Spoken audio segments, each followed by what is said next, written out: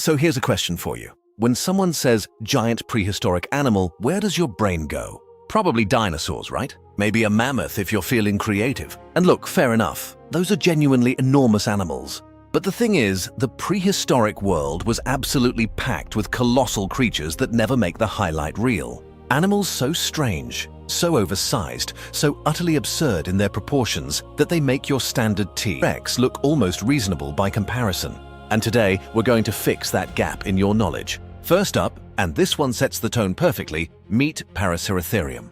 Now, you've almost certainly never heard that name, but you have a rough idea of what it looked like because it was essentially a rhinoceros. Except that someone had clearly left it in the dryer too long, because this thing stood nearly 5 meters tall at the shoulder, stretched over 7 meters in length, and weighed somewhere in the region of 20 tons. To put that in terms your brain can actually process, that is heavier than 3 African elephants stacked in terms of mass, and taller than a double-decker bus. It had no horn, long legs built for covering ground, and a neck that stretched upward to browse leaves off the tops of trees like some kind of horrifying budget giraffe. It lived roughly 30 to 23 million years ago across Asia and Europe, and it holds the title of the largest land mammal to ever walk the Earth.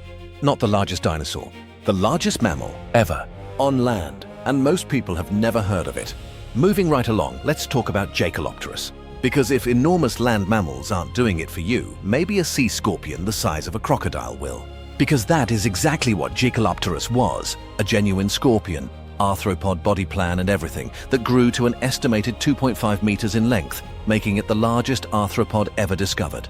It lived around 390 million years ago in what is now Germany, haunting freshwater rivers and lakes, and it had these enormous grasping claws at the front that it used to snatch prey. And here is the part that really gets under your skin.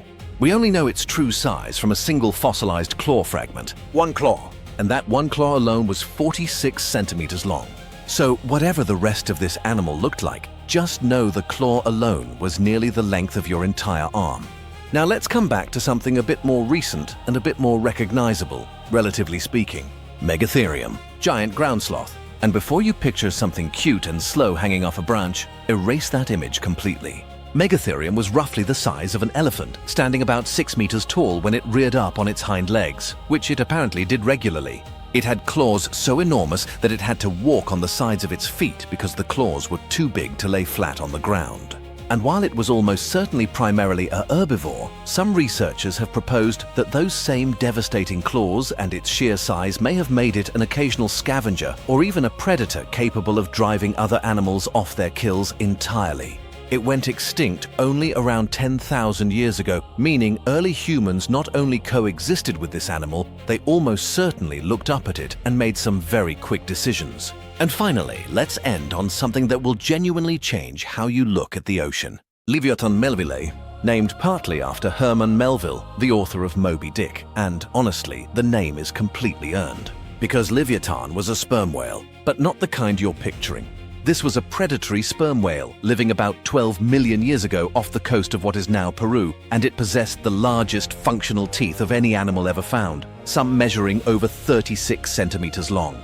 It was roughly the same length as a modern sperm whale at around 13 to 17 meters, but unlike its filter-feeding descendants, Leviathan was actively hunting large prey, likely including other whales. It shared its ocean with Megalodon, and the two were almost certainly direct competitors. Two of the most terrifying apex predators to ever exist in the same water at the same time. The prehistoric world was not short on nightmare fuel. It just had a lot more variety than we give it credit for. Thanks for watching, and until next time.